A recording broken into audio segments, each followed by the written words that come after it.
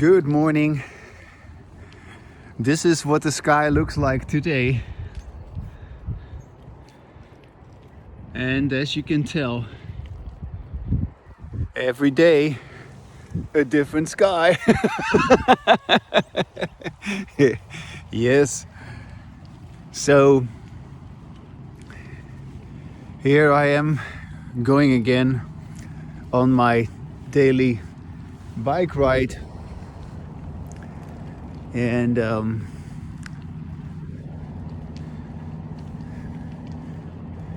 maybe if you like, you can keep me company, or maybe I can keep you company while you allow me to say what I'm saying. Because I'm talking about something that concerns you, and yet you've never paid attention to it, and I am paying attention to it. That's why I'm talking like this. You could do this, what I do, but you don't.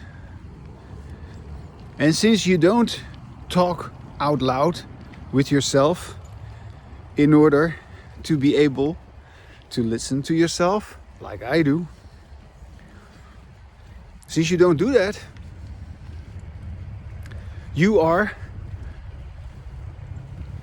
seemingly, because it's all just make-believe, it's all just due to your involvement in disembodied language, in which you do not listen to yourself, that you have all these beliefs about what your reality is. But your reality isn't what it is once you start talking with yourself and listening to yourself. And it doesn't matter what your belief is about the reality. It simply isn't what you believe it to be when you begin to listen to yourself, when you begin to speak with yourself. So when you hear me do that, you can get a sense that I'm not talking nonsense. I'm not talking something imaginary. I'm talking about something that I really do. Yeah? The fact that I am talking right now is not a belief. Yeah? And the fact that I am listening to myself while I'm speaking is not a belief. I really am listening to myself. And that is what allows me to say what I'm saying. If I wouldn't listen to myself, then I wouldn't be able to say what I'm saying. So you are unable to say what I am saying. Let me just be very clear, because you don't listen to yourself. And this is not some contest. Yeah, of course you are able to say what I'm saying when you are listening to yourself. But are you going to listen to yourself or not? Oh, all of a sudden the sky has a nice color. I don't want you to miss out on that. Look, isn't that great? The sky is beautiful. I always love the sky in the early morning. I hope we can still get a glimpse of it once I get on the path that takes me to the outskirts of Chico. Because there you have a better outlook. Oh yeah, look at that beautiful early morning red sky. I love it. Look at these wonderful pinkish colors. Isn't that pretty? Yeah, isn't that good? Oh yeah, I'm speeding up a little bit because, you know, this sky, it disappears so quickly. It will just take a minute or so and then it's gone.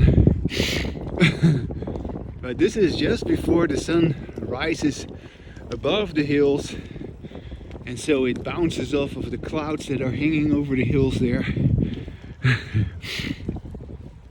And I just love that sight. It inspires me. Isn't that great? Well, I mean, when was the last time you looked at the sky and were so intensely, so intensely impressed, or that you enchanted that we can look at that? Just clouds, just colors, early morning.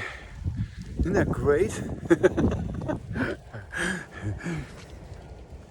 It adds to my conversation with you that the sky is the way it is, and so does everything I perceive in my world. Yeah, because I live in my world, I live in my reality. I live in the reality which I create personally with my embodied language. Yes, you may say, you didn't create this. Well, I created this video and you wouldn't have seen this if I didn't create this video. How about that? Yeah? And there's so many other things that people sort of just try to let other people know about. Oh, this is so important. Oh, this is so important. But nobody seems to care about the importance of what I talk about. So, look, I know other people have talked about the beautiful sky. I know. I'm not, and other people have said, oh yeah, we should have better communication and we should have a way of working things out. All that has been said many times by others, I know. But nobody has talked about the importance of speaking with yourself and listening to yourself.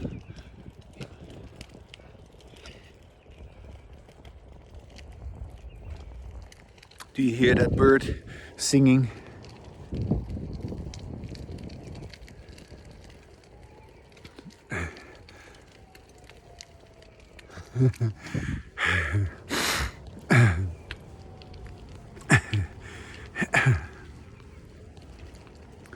And yeah, because of that, there's no joy in our lives. Joy, that is, of course, the word we use for the great pleasure of just being alive. Yeah. And you can say all kinds of other things that morning that you enjoy this, you enjoy that, I know, but you don't have joy. You can't have joy. You can only have something which replaces joy, as long as you do not listen to yourself while you speak. And I like to emphasize over and over again that when you speak and you do not listen to yourself while you speak, you use your language incorrectly. I insist that disembodied language, in which we as speakers do not pay attention to how we say what we say, is an incorrect way of speaking, which results in a whole slew of assumptions about language and about ourselves and about the world we live in, which are absolutely false.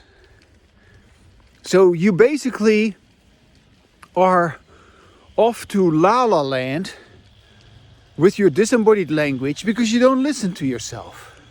You basically live in a fantasy world because you don't listen to yourself. And only when you begin to talk with yourself and listen to yourself do you come out of your own self-created, because you also create your own reality.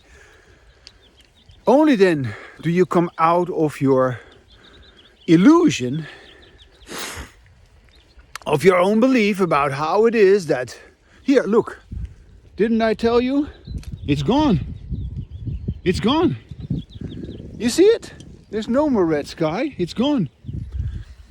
So if you were not paying attention, if you were not going out, if you were, I don't know, too busy with other things to pay attention to the color of the sky, you would have missed it. So you should say to me, well, thank you, Maximus, for showing me the sky. Yes.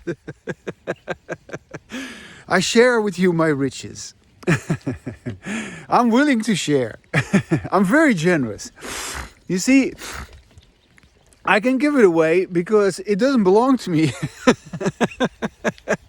And you may have as much as you want. And that's actually how I deal with my embodied language as well. Although I must say, and I have said, and I will continue to say throughout this year, 2025, I am giving myself a break from explaining to other people about embodied language. Yeah, I don't do that. So yeah, I share with you my embodied language, that's fine. But I'm not explaining anything to you. Forget about that. This is not an explanation. If anybody explains embodied language, they're not having it. No, this is not an explanation. This is just simply my experience. Yeah. And my experience is my expression also. Yeah. This expression that I'm having is my experience. And so there's no experiencer of the experience. Yeah. I don't have language which describes the experience and sets the experience apart from what the experience is because of my language. No, that is what you do in your disembodied language. But I don't do that. No. That's why I can just continue to talk freely. Yeah? Freely. This is my freedom. You're not free. You talk about freedom. Yeah? You make a big deal out of supposedly being free. But you're not free. How can you be free with your disembodied language in which you don't listen to yourself? You behave really quite stupidly if you don't listen to yourself. And yeah, the world that we live in is the result of our disembodied language. If it was up to me, things would be very different. Well, here, look at the sky. Now it's all gray. The beautiful red sky is gone. It was nice when it was there. And now this is also equally nice. But it is different. It's kind of gray. But you can still enjoy it. I enjoy it. I just love going here, riding along this canal, or what is it? This waterway. It only fills up when it is raining really hard. Then they also use this to let the water flow down.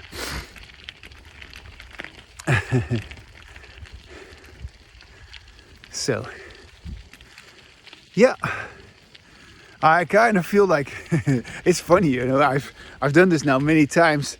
And it's always around this time that I kind of feel like I've made my point. But there is no point. Well, maybe there is. But no, there isn't. And I feel more compelled to emphasize that than to say that there is a point. I mean, everybody's trying to make a point, right? So I'll be doing what everybody else does if I'm trying to make a point. I'm not making any point. Yeah? And yes, perhaps we will only be having real embodied language together if we stop trying to make a point. For God's sakes. Yeah, can you imagine that ever happens? It probably never will. But okay, I am already doing it. And you can just, you can just do with that for whatever you like. Perhaps you would also say like, well, what would that be like if I would also talk without trying to make a point? And then you don't just hypothesize, you don't imagine, no, you actually do it. You actually put it to the test, you verify it. So you don't say what you always say, and yeah, see what happens. Yeah, it would be quite an experience for you, because you would experience what I'm talking about. Exactly. Yeah. You would know that it is true when you speak with yourself and listen to yourself and say what is new. Yeah. That's very different from what you always say when you don't listen to yourself. So, okay. And do you get my point? Look, I mean, I can make a point without making a point. Isn't that interesting? Yeah, and maybe you could too. And we all could have our cake and eat it too if we would actually engage in embodied language in which we listen to ourselves while we speak. Yeah, it would be possible. It would be great. I'm already doing it. And you can just, listen to me. Yeah, attentively, mindfully. You can listen to me with your full awareness, and you can just sort of just try to figure out, what is he talking about? Well, that's what you always do. So maybe you should not do that. Maybe you should just listen. Just listen and feel. Feel. Do you feel what I'm saying? Can anyone feel what someone else is saying? Do you ever feel anything when you're talking? Yeah, you're feeling all kinds of negative emotions while you're having disembodied language. I know that.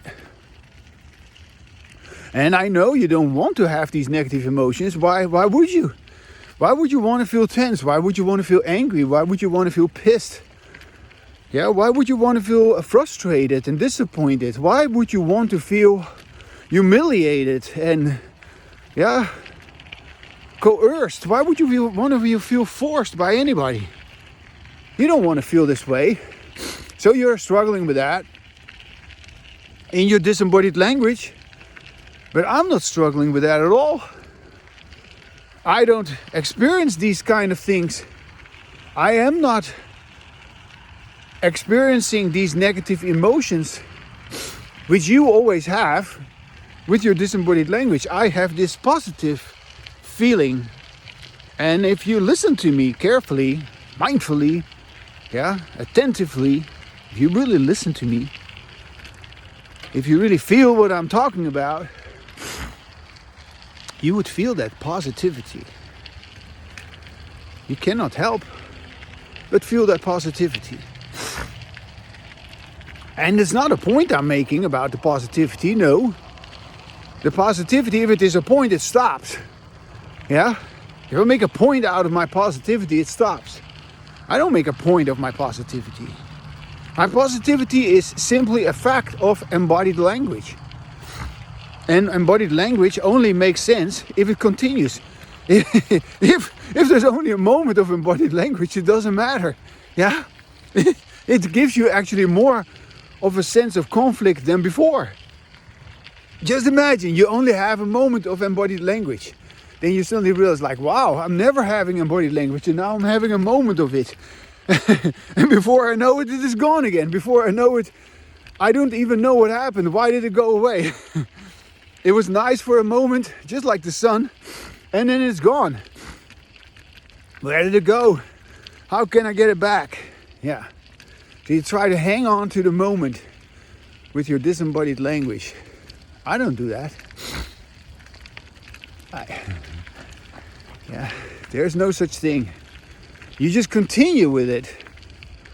And a moment doesn't matter. A moment is problematic.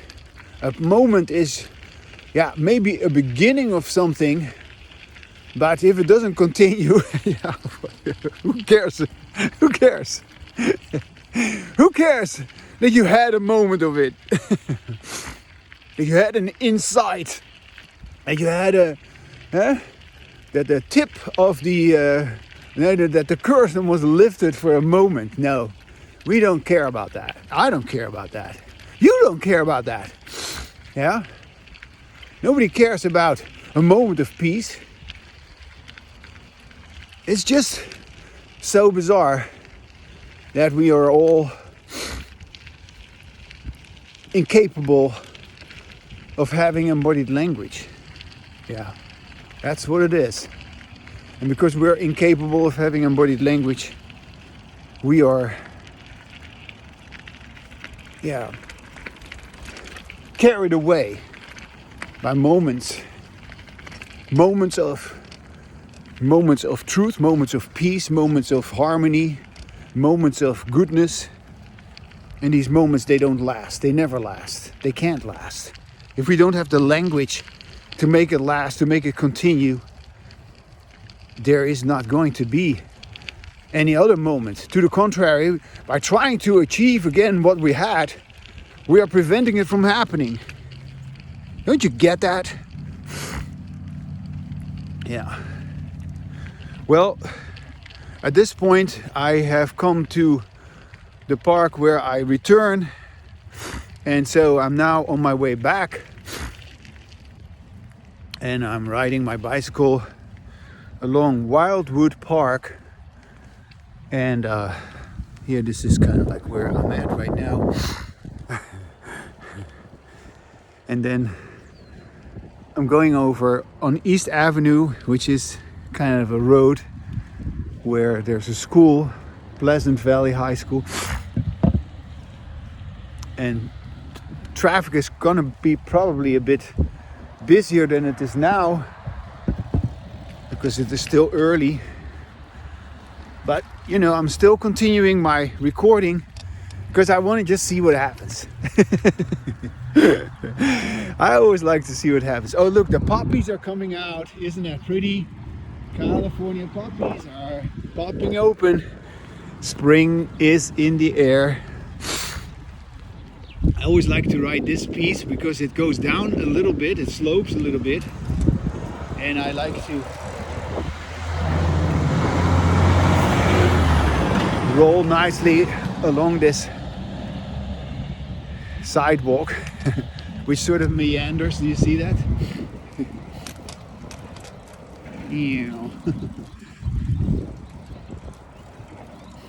I always like that.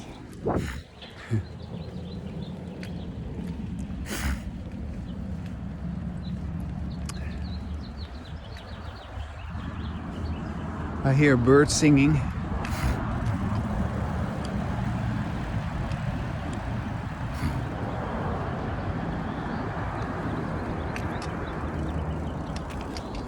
Morning.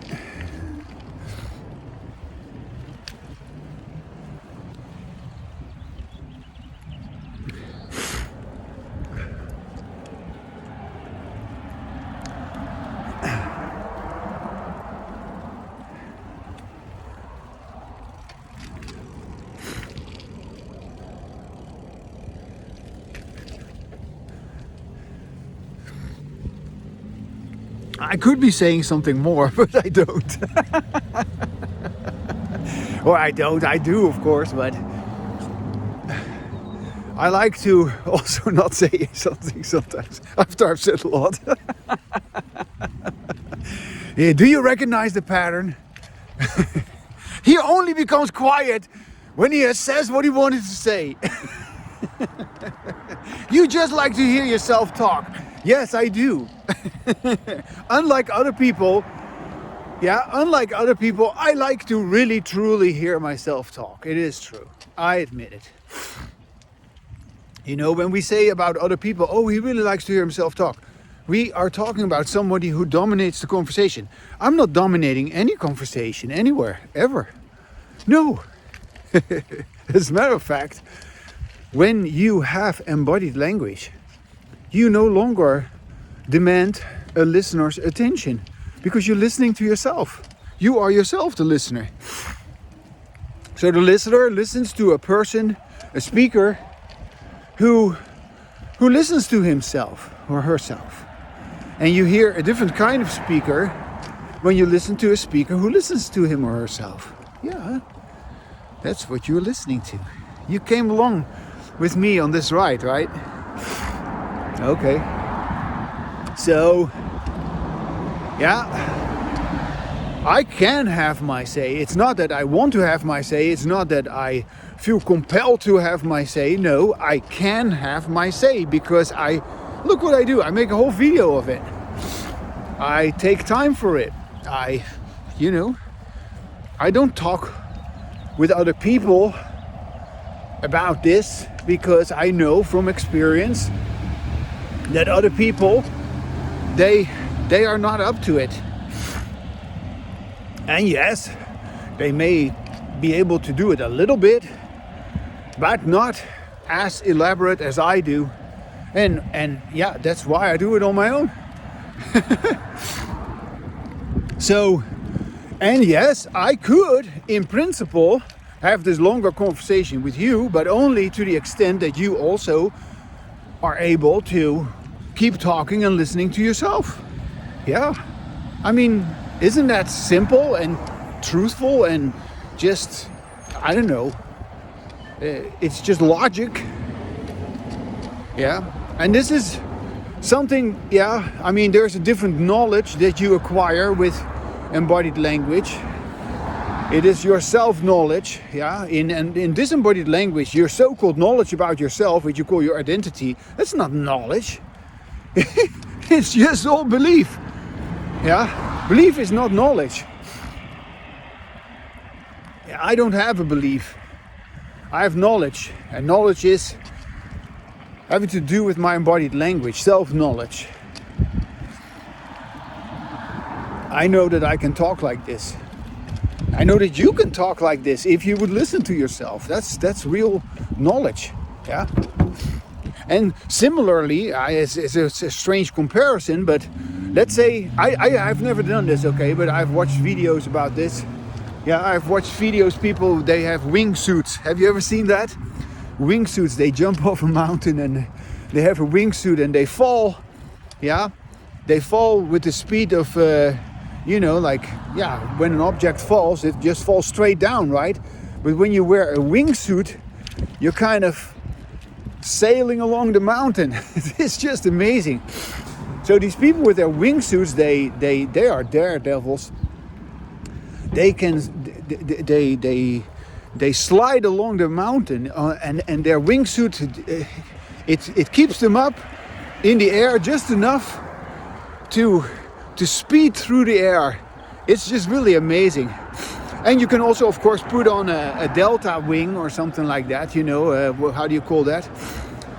Yeah, one of those triangular things that you can put on. And then you can also, ride the waves of the wind. And it's all beautiful. I've never done any of these things, but I've watched it, and it is just fascinating how people can do stuff like that. Now, in the same way that, yeah, anyone who learns about, yeah, the techniques that you need to know about, because you need to know what you're doing. If you do anything wrong, you will crash to your death. Yeah. I mean, That is dangerous stuff. But hey, these people, they like that thrill. Yeah, they're thrill seekers. and they enjoy these dangerous things. They have to control their fear. Yeah, that is an important part of it. You cannot be afraid when you do stuff like that. You know exactly what you're doing and you're doing it right.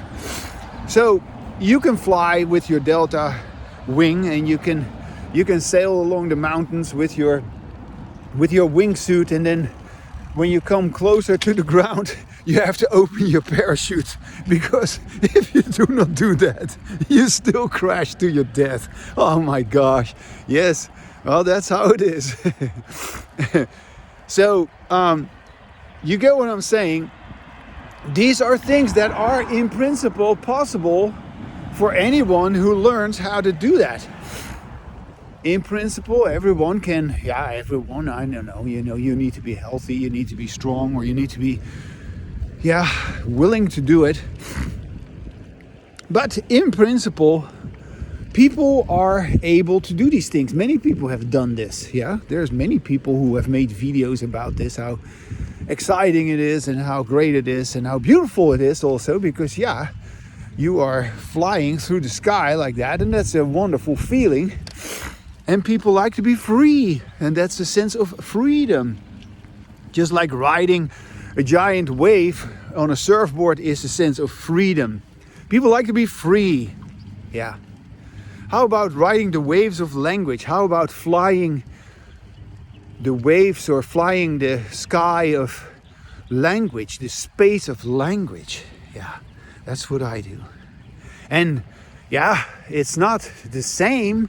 No, but in principle, anyone who, it's not as difficult, I would say, as flying like that. It's not as dangerous, because, what can go wrong? You just begin to talk with yourself and say to yourself, like, is it true that I can also speak and listen to myself? Well, is it true?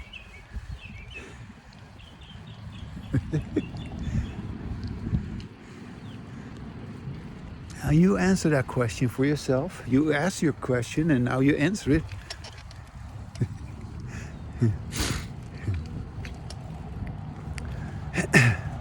And then you notice, wow, it is very true.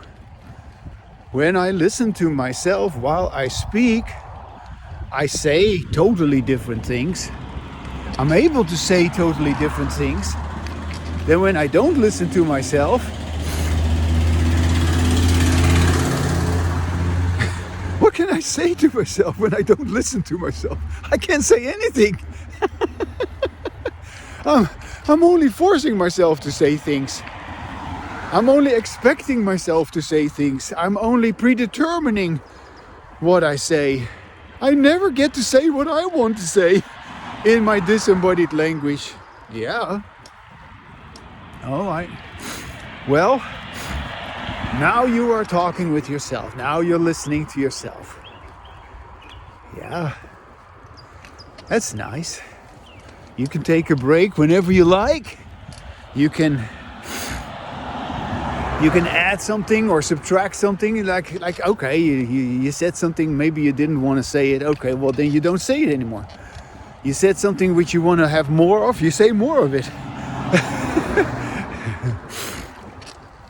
Now, you're beginning to have embodied language on your own. Wow. I can talk like this? Yeah, of course you can talk like that. And yes, you'll say different things than I do because you have a different life than I do. Yeah, you have different talents or different gifts. You have different history of conditioning. And yes, different life experience. But okay, that is all part of this, that you finally get to talk about that. You finally get to express that. You finally get to hear yourself say the things that pertain to who you are, what you experience, what matters to you. Only you, nobody else. Yeah.